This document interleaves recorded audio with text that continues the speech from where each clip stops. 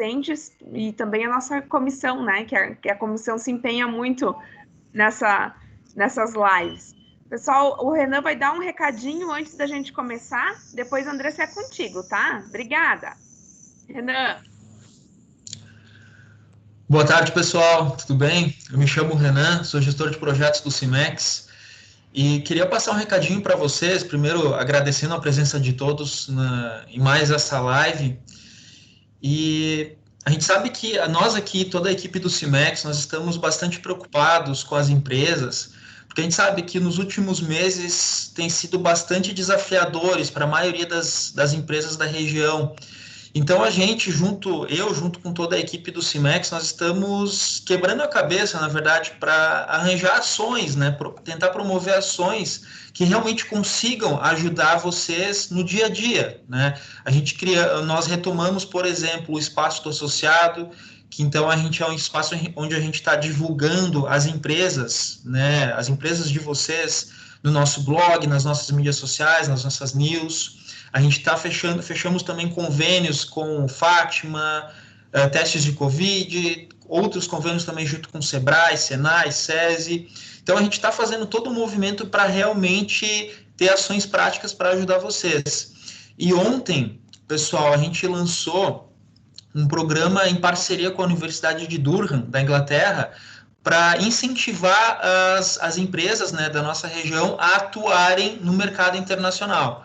Porque a gente sabe que quando uma empresa tem um relacionamento com entidades fora do Brasil, quando a empresa exporta ou importa componentes de fabricação, a gente sabe que isso coloca a empresa num patamar diferenciado, porque a empresa fica menos exposta ao mercado interno, né? A gente sabe que tem as variações, crise política, crise do dólar agora. Então, assim, a empresa fica menos exposta a esses riscos do mercado interno, tem acesso a incentivos fiscais, porque a gente sabe que quando a empresa exporta, tem uma série de impostos aí que não incidem nos produtos, né, uma carga tributária menor, e ainda tem o benefício de ter receita em moeda mais forte que a nacional. Então, a gente aqui do Cimex, atento a todos esses benefícios que atuar no mercado internacional tem, a gente então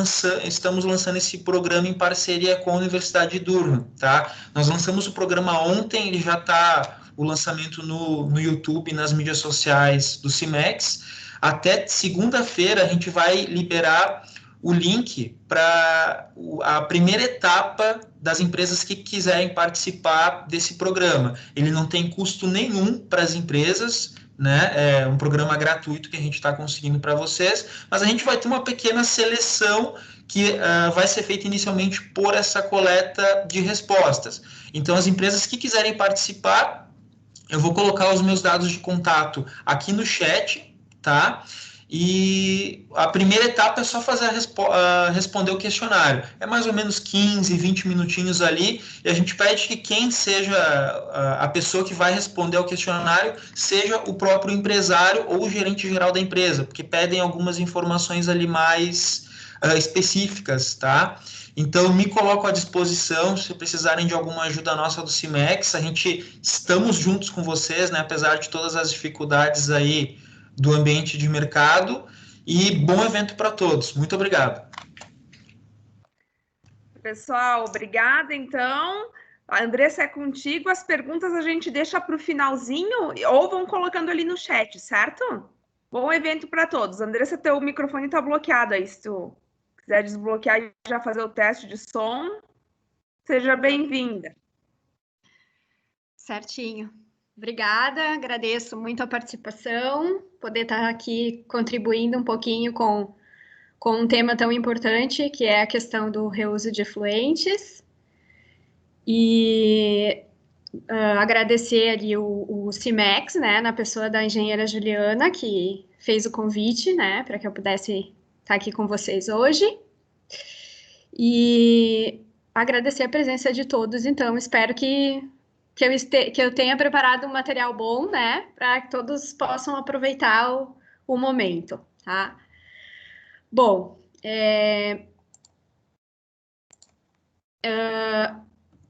Quando a gente fala em reuso, é importante a gente contextualizar um pouquinho, né?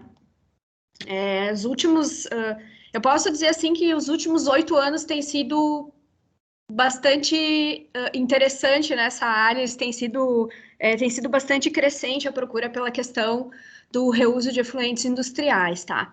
Motivado por alguns fatores, né? Contextualizando aqui um pouquinho para vocês. Um dos primeiros fatores foi a questão da cobrança pela toxicidade, né? Pelos padrões, pelo atendimento de padrões de toxicidade do efluente, né? Que a gente sabe que tem tipos de efluentes que é praticamente impossível se atender o FT1, né, o fator de toxicidade 1. Então, as empresas acabam tendo que pensar em reutilizar para conseguir tanto minimizar a vazão, né, para poder, então, aplicar tecnologias melhores para atender os níveis de toxicidade do efluente tratado, né? Então, parte reusa, parte não reusa, né? Mas com uma vazão, então, menor de tratamento, acaba conseguindo atender parâmetros de toxicidade com mais facilidade. E outro cenário também que tem vindo bastante forte é a renovação na renovação das próprias licenças. O órgão ambiental tem pedido muito a questão do estudo hidrológico, né? O que o estudo hidrológico vai dizer? No passado, né, a gente fazia o licenciamento e colocava lá o valor né, a vazão que a empresa produziria de efluente e, enfim, né, não tinha, assim, um critério tão rigoroso em relação a essa vazão e em relação ao corpo receptor. Agora, com a questão dos estudos hidrológicos que estão sendo solicitados nas renovações de licença, normalmente vem um ofício pós-renovação, o órgão ambiental ele está solicitando para verificar se existe compatibilidade entre a vazão de efluente que tu está gerando, a capacidade de recebimento do corpo receptor.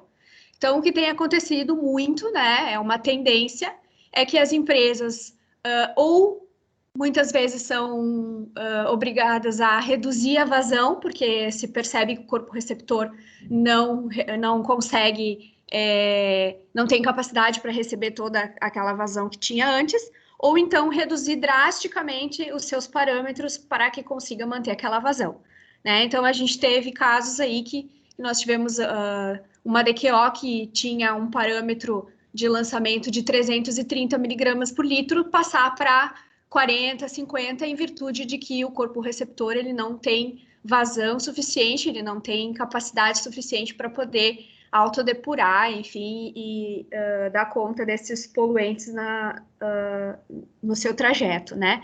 E aí o mesmo acontece com os nutrientes, acaba que o nitrogênio e o fósforo vão baixando muito e as empresas têm que acabar investindo muito em tecnologia para poder conseguir lançar, e aí começam a tentar possibilidades de reutilizar dentro do próprio processo, tá? E um outro cenário que é menos, né, que ocorre menos, mas também é a questão da disponibilidade hídrica, né? Às vezes o pessoal não tem como se abastecer via concessionária pública e encontra uma dificuldade muito grande ou um custo muito alto em aduzir águas subterrâneas, né? Então, o que acontece é que acaba tendo que partir para o reuso por não ter disponibilidade hídrica, né? Então, dentro desses cenários aí, a gente vê que os últimos anos tem crescido bastante a procura por esse tema, né? O reuso de efluentes, como também tem tido muitas aplicações, né? E muitas aplicações ruins, né? Ao mesmo tempo que é muito bom que se mexa com esse tema, que se busque que existam empresas que trabalhem com isso, né? Também existe a má aplicação, tá? E aí a má aplicação é muito ruim para todo o setor, né? Para mim, enquanto projetista, para as empresas enquanto, né, construtoras de equipamento e para os seus respectivos usuários. Porque uma má aplicação, a gente vai ver que o tema de reuso, ele tem que ser debatido, ele tem que ser comunicado, ele tem que estar na mentalidade da empresa, mas também é necessário entender que existe uma complexidade em relação a esse assunto, né? E uma má aplicação, um mau estudo, um mau projeto, acaba que a tecnologia fica mal afamada, né? Então, existem muitas empresas que a gente acaba chegando com alternativa, por exemplo, vamos aplicar uma resina de troca iônica. Não, resina de troca iônica não funciona porque eu vi na empresa tal, eles têm problema. Mesma coisa acontece com osmose reversa, a gente trabalha muito também com retrofitting de sistemas de tratamento, e a gente vê muito equipamento sucateado, justamente por uma má aplicação, né? Por não ter sido feito um estudo anterior, porque todas essas tecnologias que eu vou apresentar para vocês, elas têm limitações, né? Elas têm aplicabilidades, e um mau uso, então, acaba tornando aí o mercado, né? Acaba deixando a tecnologia para trás, porque teoricamente ela não funciona, né? Por isso que é importante, então, a gente... por isso que eu trouxe todos esses pontos, né? Que nós vamos conversar um pouquinho agora, tá? Para que a gente seja o mais assertivo possível, né? Bom, quando se pensa em um projeto de reuso, né? Existem 3 perguntas fundamentais que eu sempre faço para a empresa que me chamou para isso, tá? Então, a primeira delas, né? Onde é que existe a oportunidade? Onde é que existe a necessidade? Ou, bom, a empresa está pensando em sustentabilidade, ok. Onde é que é a ideia de reutilizar na empresa? Né? Como é que eu quero reutilizar isso? Né? Então, essa é a primeira pergunta, né, para que a gente comece a formar um escopo desse projeto, né? Tá? O segundo, então, a segunda pergunta que se faz é, bom, eu mais ou menos sei onde é que eu quero utilizar esse efluente, mas com a qualidade de efluente que sai do meu sistema de tratamento hoje, tá? Eu posso reutilizar onde eu pretendo? Será que se eu for reutilizar nas bacias sanitárias, vai estar adequado isso, né? Vai ter uma receptividade boa para quem vai utilizar o vaso sanitário? Se eu for utilizar no meu processo, né? Eu vou reutilizar um efluente industrial tratado no meu processo. Será que vai acontecer de prejudicar a qualidade do meu produto, né? Ou eu vou utilizar isso em rega de jardim. Será que eu tenho demanda suficiente para essa rega de jardim? Às vezes eu vou gerar lá 200 mil litros de efluente por dia. Será que eu tenho terreno suficiente para fazer rega de jardim? Eu vou utilizar para lavagem de pisos e equipamentos. Será que a condição sanitária da minha empresa, né, falando principalmente em termos de indústria de alimentos, será que isso é aceitável em termos de regras sanitárias? Né? Então, tudo isso a gente tem que pensar antes de se começar a fazer um projeto de reuso, tá? E em terceiro, tá? Bom, acho que o meu efluente está saindo colorido demais, eu acho que o meu efluente está saindo turvo demais, eu acho que eu ainda tenho óleo remanescente no meu efluente, ele está atendendo os parâmetros de lançamento, porém, eu acredito que para aquilo que eu quero fazer, não dá. Bom, então, o que eu preciso remover para reusar no efluente? Que contaminantes eu preciso remover para reutilizar o efluente no local pretendido, né? Até para lavagem de pisos e calçadas externas, né? Que o pessoal às vezes opta por fazer reuso nesses pontos. Se eu tenho um efluente que tem um odor característico, né? Ele tem um odor séptico, né? Um odor que não seja agradável, a pessoa que vai estar trabalhando lá para lavar a calçada, para lavar o piso externo, para lavar a parede externa, ela não vai se sentir à vontade, né? Tem toda uma questão de regras ocupacionais também, né? Então, até mesmo o odor pode ser um empecilho para que a gente faça o reuso desse efluente. Então, Projeto de reuso, pessoal, é 80-20. É 80% planejamento e 20% execução. Por quê? Porque ir lá, instalar o equipamento e botar a operar, a fase final é o mais fácil, na minha opinião, tá? Que não escutem, né, o pessoal que monta os equipamentos e fazem as instalações, que eles também têm os seus perrengues. Mas 80% é saber onde eu vou reutilizar, saber que tipo de efluente eu estou produzindo, saber as características que eu vou precisar para onde eu pretendo reutilizar e sim escolher a tecnologia adequada, tá? Porque como vocês podem ver aqui nesse slide, né, a gente tem diversas opções hoje de polimento final para para poder reutilizar o efluente. Desde fazer um tratamento físico-químico leve no final, né, para remover cor, para remover turbidez e voltar para o processo, para reutilizar, até filtro de areia, filtros de cartucho, coluna de carvão antracito, coluna de carvão ativado, oxidação, microfiltração, ultrafiltração e osmose, as próprias resinas de troca iônica, evaporação a vácuo, né? Entre outras tecnologias que a gente tem por aí, essas são as que a gente mais vê em voga no momento, tá? Bom, a escolha justamente vai depender das condições do efluente que se pretende reutilizar, dos contaminantes que vão precisar remover. Porque cada uma dessas tecnologias que vocês viram nesse slide tem justamente a sua aplicação e a sua limitação, tá? Por exemplo, né? Agora vamos tornar esse papo um pouco mais prático, né? Eu vou reutilizar o efluente sanitário tratado nas bacias sanitárias. Bom, além de ter todo o desafio de se separar as redes, né? A gente precisa separar muito bem as redes hidráulicas de um efluente reutilizado, né? Da água potável. De forma alguma, em nenhum momento, eles podem ser misturados, tá? Então, primeiramente, a gente tem que saber que vai precisar instalar toda a tubulação para que se consiga esse reuso, né? Então, normalmente é mais fácil quando a empresa vai se instalar, vai construir um pavilhão novo, construir já essa tubulação de acordo para o reuso, né?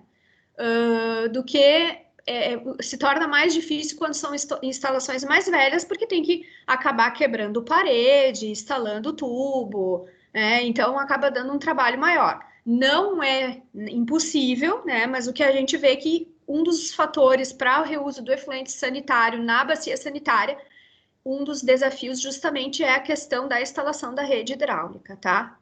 Específica para o efluente de reuso. Né?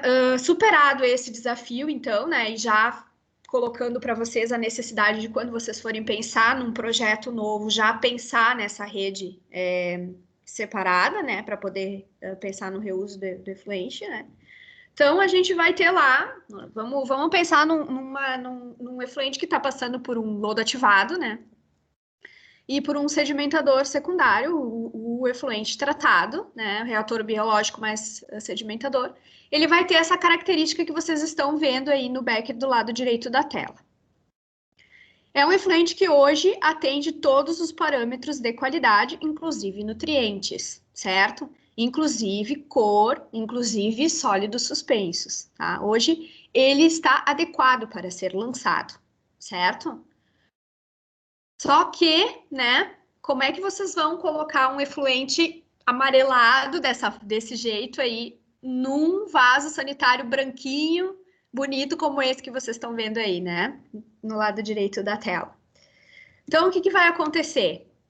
Vai acontecer o que já aconteceu em alguns clientes que me chamaram para resolver esse problema, né? Causa repulsa nos usuários, né? O colaborador acaba não querendo mais utilizar o banheiro ou acaba, inclusive, formalizando reclamações junto ao Departamento de Recursos Humanos da empresa, porque ele não se sente à vontade de utilizar o vaso sanitário com o efluente nessas condições.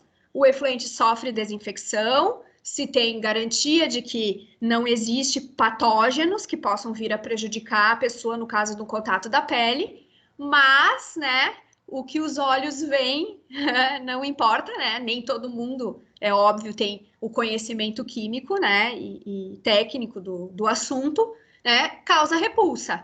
E aí causa um problemão enorme na empresa essa questão.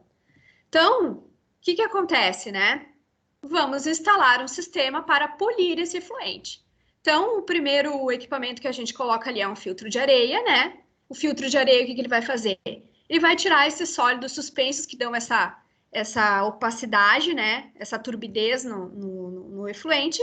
E vamos passar por um filtro, é errado dizer filtro de carvão, né? É coluna de carvão, porque o carvão ele não filtra, ele absorve. O carvão ele vai remover, então, as moléculas que são responsáveis pela coloração, que são normalmente moléculas orgânicas, se tratando de efluente sanitário, né? O carvão, então, vai absorver essas moléculas e o efluente, então, vai sair com essa característica mais clara, né? Mais límpida e aí, então, aceitável ao público, tá? Nesse caso, pessoal, um filtro de areia, né, e um filtro de carvão foi o suficiente para remover cor e turbidez, foi suficiente para resolver. Dá para a gente aplicar isso em todos os casos? Não, não dá, né? Nós estamos falando em utilizar efluente sanitário de volta para as bacias sanitárias, tá? Então, né, a gente já vai construindo aí um raciocínio lógico em relação a isso. Quando a gente fala de filtro de areia, né, a gente tem aí um exemplo para vocês, bem simples, né, a gente tem diversas camadas aí de brita, areia e até pode-se colocar uma camada de carvão antracito sob, né, e ele normalmente trabalha sob pressão, tá, e a gente pode ter carcaças como essas que vocês estão vendo no canto superior direito da tela, né, que são carcaças em aço, né? Ou então optar por filtros bags, né? Filtro tipo carcaça de polimérica, enfim, né? Tem diversas opções no mercado, tá? Os filtros a cartucho também, né? A gente pode utilizar para remover, então, sólidos em suspensão. Aqui vocês têm, no lado direito da tela, vocês têm o exemplo do antes e do depois, né? Ele forma uma torta em cima do filtro. Esses filtros, tem alguns modelos que tu pode até aplicar um jato de água, né, com pressão e reutilizar ele por umas 2, 3 vezes, mas a maioria deles é descartável. Quando forma essa torta, aumenta demais a pressão, a perda de carga no filtro, ele tem que ser removido e substituído, tá? Bom, um outro exemplo aqui, né? Vamos reutilizar efluente tratado físico-quimicamente né? Eu tenho lá uma estação de tratamento de efluente físico-químico, né? Como essa que vocês veem aí, né? Onde tem todas as dosagens de produto, vai passar lá pela coagulação, floculação, sedimentação, né? Então a gente tem aí o efluente bruto, né? E a parte do tratamento físico-químico, quando eu adicionei o meu coagulante, né? E o meu floculante, vou deixar sedimentar e tá aí o meu efluente final, tá? E aí, né? A pergunta é, eu consigo reusar?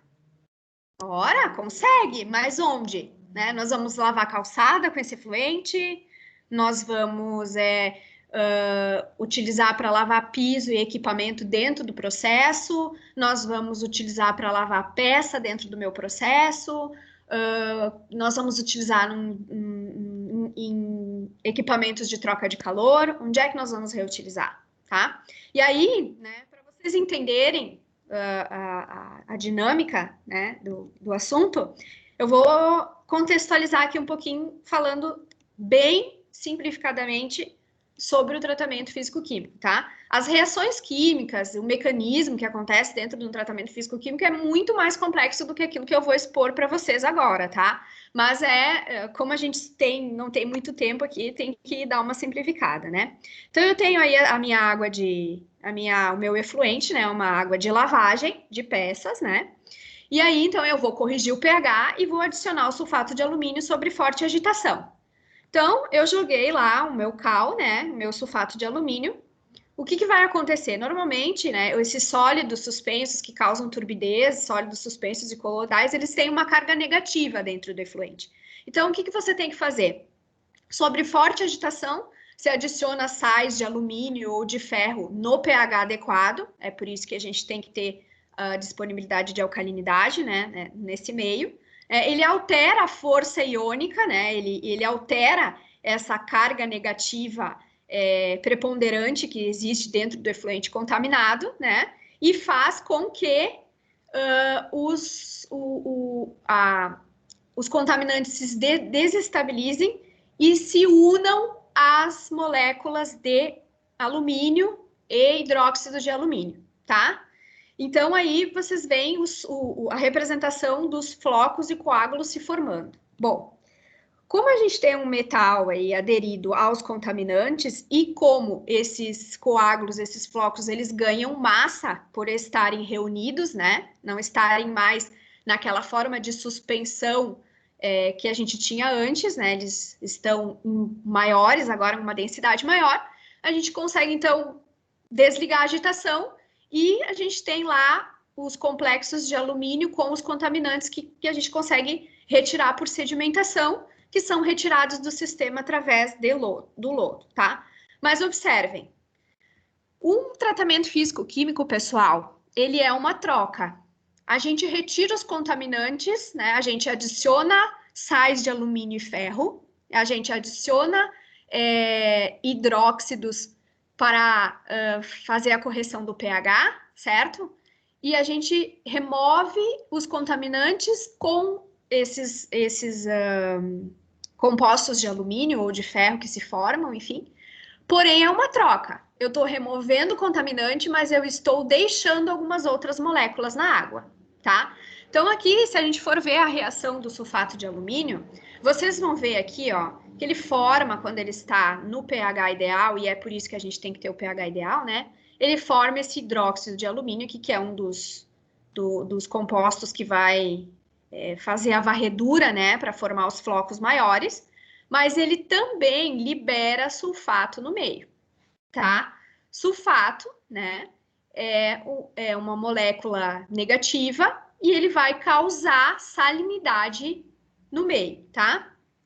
Então, essa água que vocês estão vendo, esse efluente tratado que vocês viram aí, tá bonito, né? Tá bem clarificado, porém, ele não é água pura. Ele não é uma água desmineralizada. Ele contém sais, ele contém substâncias dentro dele, tá? E aí, todos esses compostos que acabam remanescendo do tratamento físico-químico, que seja ele bem feito, muito bem feito, sempre vai acontecer, porque é uma operação de troca que existe, né, no físico-químico, tá? Você vai ter aí uma elevação da condutividade, uma elevação da salinidade, uma elevação da dureza. Vocês veem que a gente colocou, né, o hidróxido de cálcio. Cálcio é um dos causadores de dureza da água. Você vai ter sílica, você tem sílica no próprio cal que você utiliza para correção do pH, tá? E aí, estas são algumas características que causam, que podem interferir dependendo do processo que a gente vai querer utilizar esse efluente, tá? Então, aqui na próxima tela, vocês vão ver, tá? Aqui uma tubulação com presença de incrustação, né? E no canto esquerdo de baixo da tela, vocês vão ver o rompimento de um tubo de caldeira devido à presença dessas incrustações. Ou seja,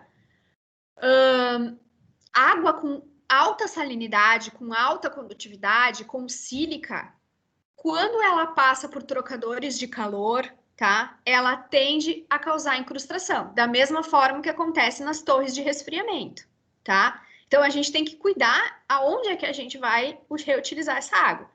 Aqui nessa foto aqui, tá? Eu estou mostrando para vocês, esse aqui é a tampa lateral de um trocador de calor casco-tubo.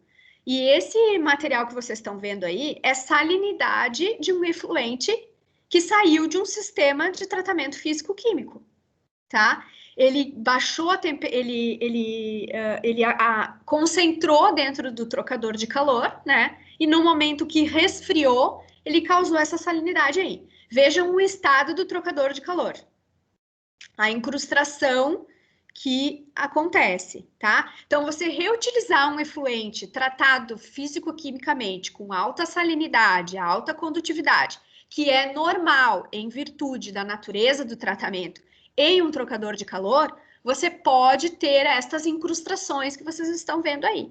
Da mesma forma que podem ser simplesmente tubulações encamisadas que passam dentro de processos, né, do processo produtivo, nem precisa ser um trocador de calor casco tubo desse tamanho, tá? Simplesmente uma tubulação que passa dentro de um processo, tá? Vai causar esse tipo de problema aí, tá? Então, justamente, o efluente estava bonito, estava clarinho, mas ele continha alguns inimigos, né? Na sua composição, para o uso que essa empresa desejou fazer desse efluente, tá? Então, vocês vejam que todo essa crosta que vocês estão vendo aí é salinidade que veio de um efluente tratado via físico-química, tá? E aí, aqui, ó, mais um exemplo, né, que eu tirei, inclusive, do site da Curita, né, que é um dos fornecedores de resinas de troca iônica, tá? Que incrustações que acontecem à base de cálcio, magnésio, sílica e fosfato, tá? Diminuiu aí o diâmetro da tubulação em 25 milímetros, certo? Isso causa um problema muito grande, porque você tem um gasto enorme em relação a ter que desobstruir, né? E muitas vezes você tem aí acidentes, né? Com quebra de tubulação e prejuízos, enfim, tá? Então, condutividade, salinidade, dureza, sílica são para equipamentos de troca de calor, para equipamentos que vão passar dentro de tubulações, tem que ter muito cuidado com isso. Não necessita nem necessariamente ter muito gradiente de temperatura nesse caso, tá? O simples fato de tu ter uma salinidade alta, às vezes a própria perda de velocidade desse efluente passando dentro do tubo já faz com que algumas precipitações aconteçam e que as camadas de incrustação vão se formando, tá? Mais um exemplo aí, né? Eu já tô aí com 27 minutos. Eu falei para as gurias que como eu amo o meu coração esse assunto, né? Então eu tenho que me apressar aqui um pouquinho, tá? Mais um exemplo, né? Vamos reutilizar o efluente tratado físico-quimicamente em uma galvânica, tá? Então eu tratei lá o meu efluente, né? Por exemplo, o efluente de uma cromagem, né? E aí eu tenho o meu banho, né? Tenho minhas lavagens de cascata, meu dragout e o banho de cromo. Bom, eu vou pegar o meu efluente da lavagem 1 aí, né? E vou reduzir o cromo com metabisulfito, né? Vou precipitar ele, né? E depois eu vou passar por um filtro de areia e carvão. Notem que areia e carvão foi o que a gente utilizou, né? Foi a mesma tecnologia que a gente utilizou e que foi muito bem sucedido lá no tratamento da água do efluente sanitário para reutilizar nas bacias sanitárias, né? Mas será que aqui, né? Será que aqui funciona? Para voltar para essa lavagem 2 aí, para a gente poder ter o nosso tratamento de superfície adequado, sem mancha, sem bolha, né? O que vai acontecer? A gente aplicou um tratamento físico-químico. Dentro dos conceitos que a gente já conversou nos slides anteriores, nós vamos ter lá condutividade, dureza, sílica aumentada em relação ao tratamento físico-químico aplicado.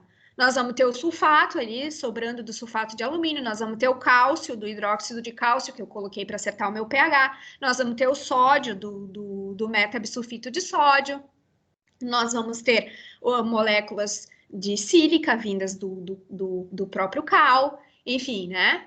O efluente, ele pode estar né, com essas características, porém ele vai estar com uma condutividade altíssima. Quem opera uma galvânica, né, sabe que condutividade em uma água de lavagem é problema. Por quê? Vai atrapalhar na deposição do metal sobre a peça. A gente vai ter mancha, a gente vai ter bolha, essa peça pode ser que ela tenha um aspecto bom, né, de qualidade no momento que sai do processo produtivo, mas vai ter um descascamento, vai ter uma corrosão lá no cliente, né? Enfim, a condutividade atrapalha a deposição do metal, atrapalha o tratamento de superfície, né? Então, não dá, pessoal, né? É praticamente impossível hoje você pegar a saída de um tratamento físico-químico e voltar para dentro de uma galvânica, a não ser que essa água seja extremamente diluída, ou seja, você esteja lá com um efluente 10 partes, né? Uma parte de 10, uma parte de efluente para 10 partes de água da rede que você está colocando, ou água de poço, enfim, né? Tá? Então, diluído bastante, ok. Uma saída, né, para a gente conseguir fazer essas reutilizações, que é muito importante na indústria galvânica, é a utilização de resinas de troca iônica. Então, você vai pegar a água da lavagem 1, né, vai passar por um banco de resina de troca iônica, né, e vai voltar para a lavagem 2 em um circuito fechado, certo? O que essa resina vai fazer? Ela vai remover, ela vai sequestrar esses íons que causam condutividade, que causam dureza, vai remover a sílica também, tá? Parte da sílica que vai estar no teu efluente e vai conseguir, então, trabalhar direitinho no teu processo de tratamento de superfície, tá? Agora, contextualizando um pouquinho, eu já passei 1 minuto aqui da minha apresentação, tá? O que é, para vocês entenderem o que é a resina de troca iônica? Dentro daqueles cascos azuis que vocês viram no slide anterior, a gente enche eles com essas minúsculas pérolas, tá? Que aqui estão num tamanho um pouco mais aumentado e aqui 100 vezes e 300 vezes, tá? Então, o que é a pérola, né? O que é a resina de troca iônica? Ela é um copolímero que tem centros ativos. Nos seus poros, ela tem compostos que são capazes de fazer troca quando se passa um efluente com determinados contaminantes, tá? Então, aqui nesse slide está um pouco mais explicativo, né? A gente tem no lado superior esquerdo aqui da tela o meu efluente passando pela pérola de resina de troca iônica aqui carregado com cromo, níquel, cálcio, né? Então, a minha resina de troca iônica lá nos seus poros, lá nos seus interstícios, né? Ela vai ter esses centros ativos, né? Carregados com grupos sulfônicos, no caso da catiônica, que é uma resina catiônica, essa que eu tô ilustrando para vocês, e hidrogênios. No momento em que esta corrente de água passar pela pérola, vai haver uma seletividade, né? Então, a resina vai escolher segurar esses íons de níquel, de cálcio e de cromo e vai liberar o hidrogênio para a corrente tratada, tá? Permanecendo nas pérolas, né, os contaminantes que estavam causando a condutividade, a dureza da água e liberando hidrogênio. Claro que aqui a gente está vendo uma resina catiônica, ela deve ser completada, esse circuito deve ser completado por uma resina aniônica, que tem o mesmo princípio, só que ao invés de remover cátions, ela vai remover ânions, sulfatos, nitratos, carbonatos, né? Tudo o que causa salinidade e condutividade no efluente, tá? Agora vamos falar um pouquinho de osmose, que também é um assunto que está bastante em voga, né? Inclusive, foi falado muito nos últimos meses em questão da dessalinização da água do mar, enfim, né? Então, vamos falar um pouquinho sobre osmose para reuso. Bom, eu tenho aqui o meu reator biológico, voltando lá, né, ao meu efluente sanitário. Faço o meu tratamento físico-químico. Será que eu posso passar numa osmose esse meu efluente, né? E na minha galvânica, será que eu conseguiria, ao invés de colocar uma resina de troca iônica, fazer o tratamento físico-químico, passar pela areia, pelo carvão e por uma osmose? Bom, muito cuidado, pessoal. Tá? Essa é outra tecnologia que está sendo muito mal afamada, tá? Porque está sendo muito mal aplicada, tá? Em virtude de que as pessoas não entendem que ela não é a salvadora da pátria, ela segura tudo, né? Mas ela tem suas limitações. Vocês imaginem, tá? Que a gente tem o gradiente, né? Um gráfico mostrando os níveis de filtração que a gente tem. A osmose reversa, os poros da osmose reversa, eles são menores que um namômetro, certo? O que é um namômetro? é 0,9 casas, certo? É o tamanho do buraquinho que tem na membrana de osmose reversa, certo? Então, com essa informação, vocês já podem imaginar que eu não posso botar qualquer água filtrar numa osmose, porque logo eu vou ter incrustação, logo eu vou ter entupimento, tá? As membranas, então, elas vêm nesses cartuchos que vocês estão vendo, né? Esses cartuchos, eles são instalados, então, nesses vasos de pressão que vocês enxergam aqui no lado direito da tela, tá? Porque para que se consiga passar um efluente com contaminantes, né? Com sais, inclusive, em um poro de 1 namômetro, a gente precisa aplicar pressão, tá? E aí, aqui, a gente tem um elemento de osmose reversa aberto, certo? Então, a gente vai ter a água de alimentação sendo pressurizada aqui na lateral, tá?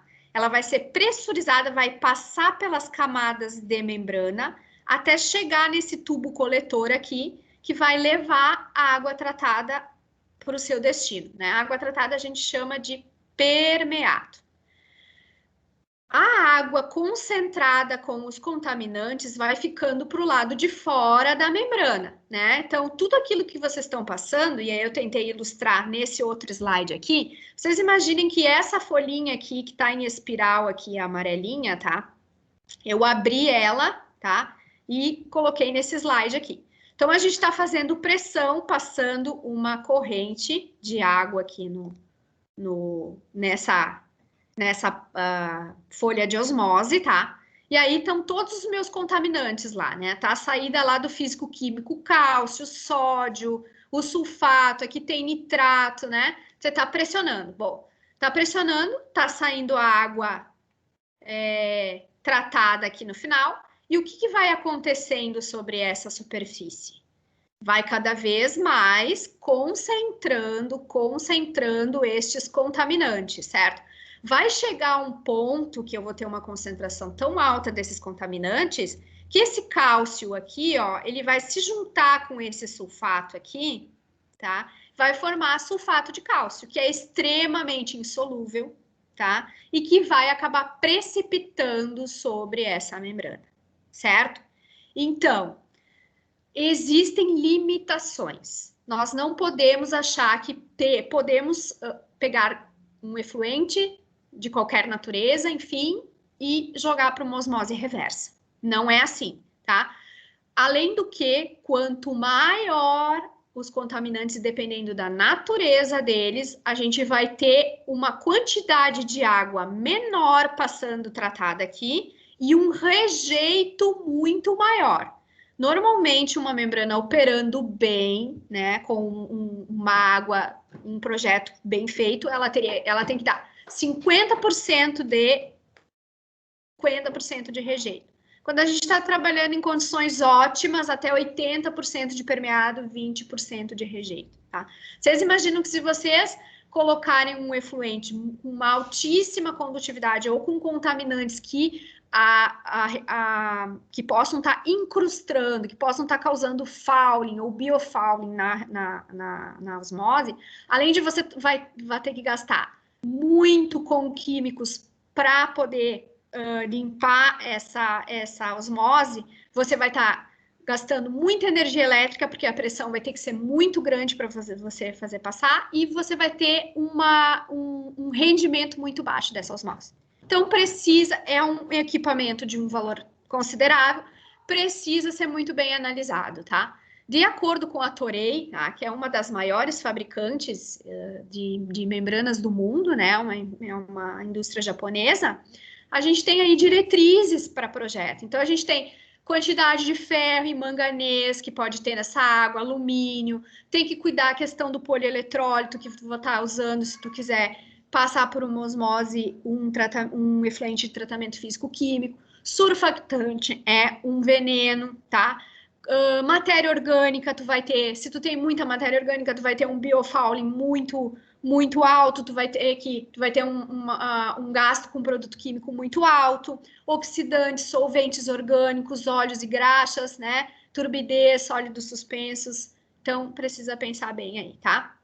Aqui eu trouxe para vocês uma membrana totalmente inutilizada, que custou caríssimo para a empresa, tá?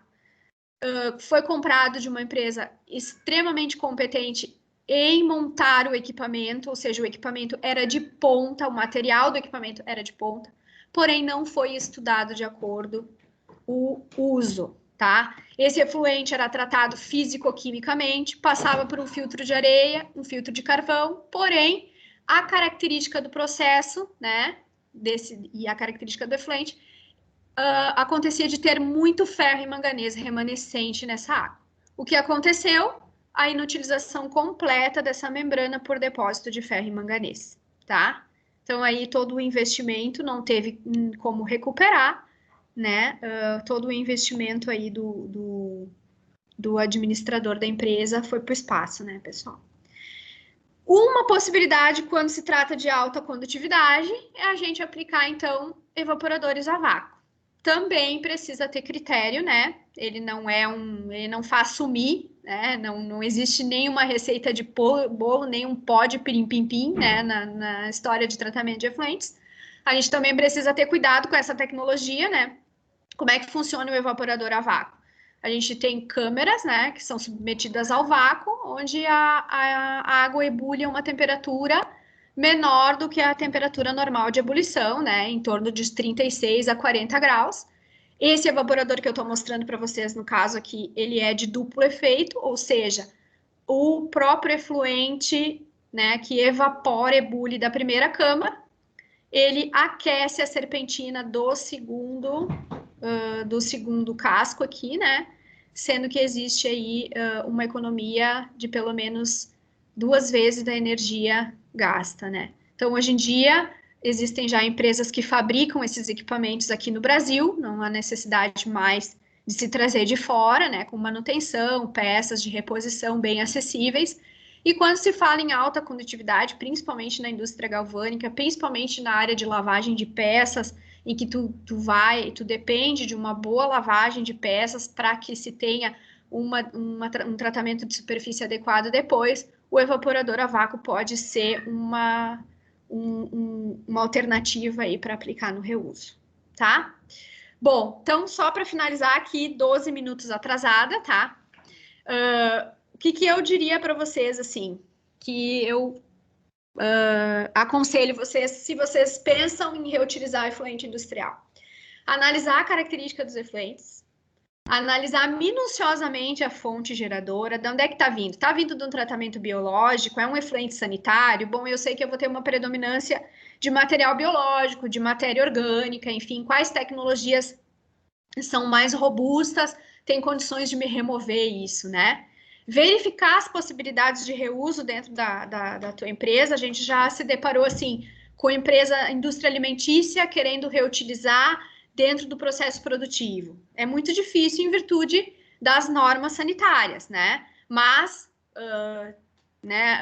possibilidades de reuso na indústria alimentícia, lavagem externas, equipamentos de troca de calor, lavagens de piso. Só que, claro, tudo isso tem que se verificar. Se é equipamento de troca de calor, lembrem, né, que se sai de um tratamento físico-químico, se existe adição de produtos químicos ao longo do processo de tratamento, pode ter uma condutividade que vai te dar incrustação lá nas tuas tubulações, nas tuas válvulas, né?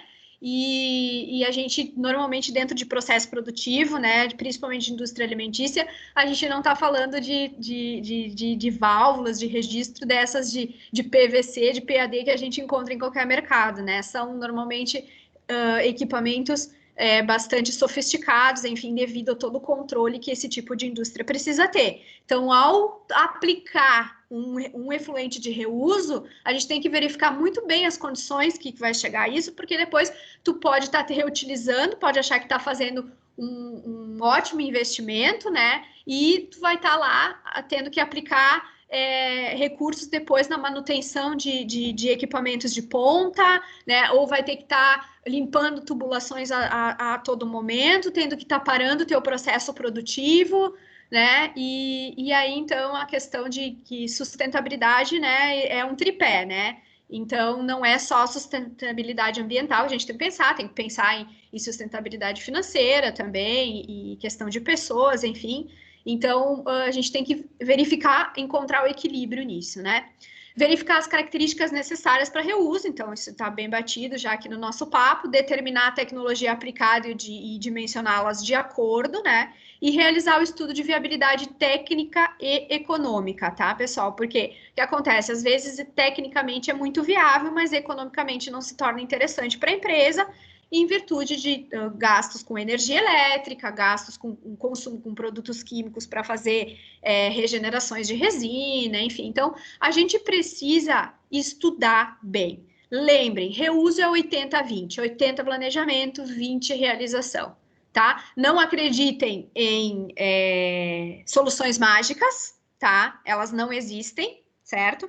E sempre que vocês forem comprar um equipamento, eu sugiro para vocês, né? Eu aconselho vocês a escolherem uma empresa que não tenha só uma tecnologia boa, mas que tenha principalmente um pós-venda bastante acessível, uma assistência técnica bastante acessível, porque não se sai dominando tudo no primeiro momento, né? Sempre tem ajustes ao longo do caminho, e sempre a gente vai precisar da pessoa que construiu, da pessoa que instalou, da pessoa que projetou para fazer os ajustes finais, certo?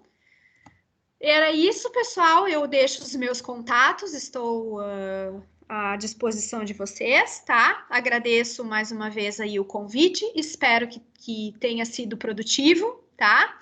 E muito obrigada. Obrigada, Andressa. Foi show a tua apresentação. Acho que o pessoal gostou. Pelo que eu vi, não tem nada no chat ali de perguntas. Se alguém tem alguma dúvida, pode abrir a câmera e perguntar, tá, pessoal?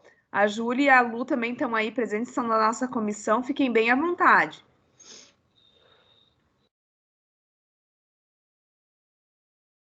Ninguém tem dúvidas? Ficou super bem explicado? Me ouvindo? Sim. Acho que foi. Bom, Andressa, obrigada por aceitar. Acho que foi uma baita aula, sempre muito bacana ouvir sobre isso, muito bacana te ouvir falando sobre isso. Eu tenho uma dúvida mais em relação à questão de fiscalização.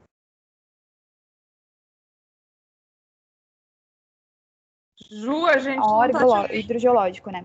Eles têm aparecido com alguma demanda... Me ouvindo? Deu uma cortadinha ali na tua pergunta. Voltar, então.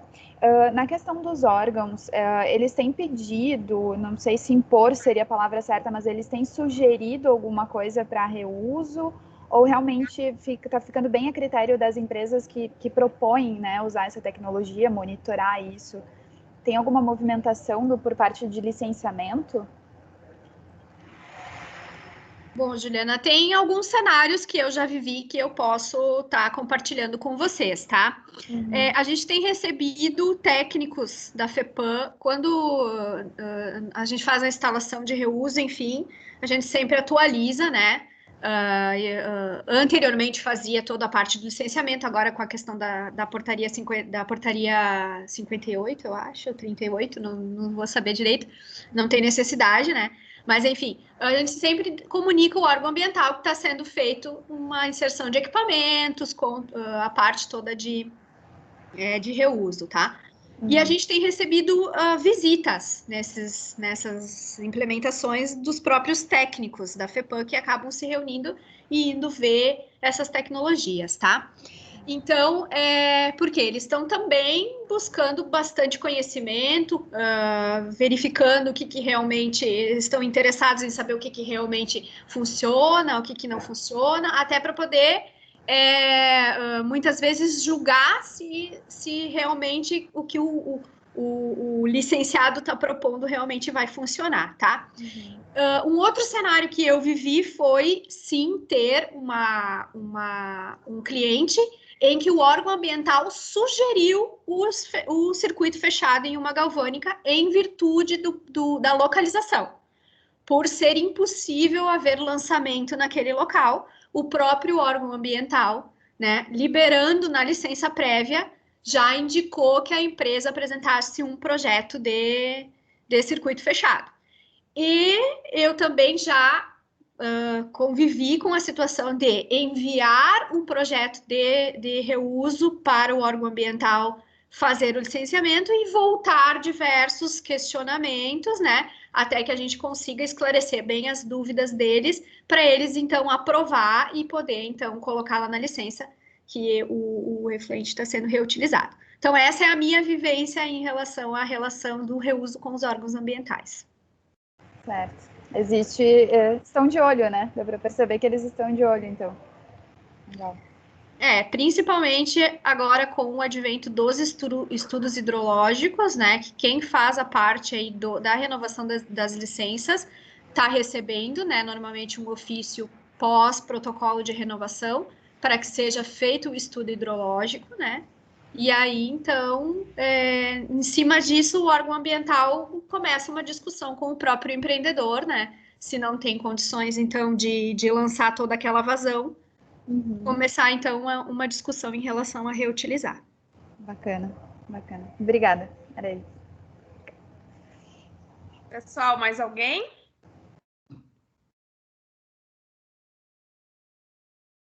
Bom, então, se o pessoal não tem dúvidas, Andressa, muito obrigada pela participação, acho que foi excelente. Vai ficar gravado, a gente também vai mandar a avaliação para os participantes e depois a gente volta a falar contigo. Obrigada, Andressa, um ótimo restinho de semana. Igualmente para todo mundo, mais uma vez, muito obrigada e eu fico à disposição, é sempre um prazer voltar ao CIMEX. Obrigada, tchau, tchau, pessoal, boa semana.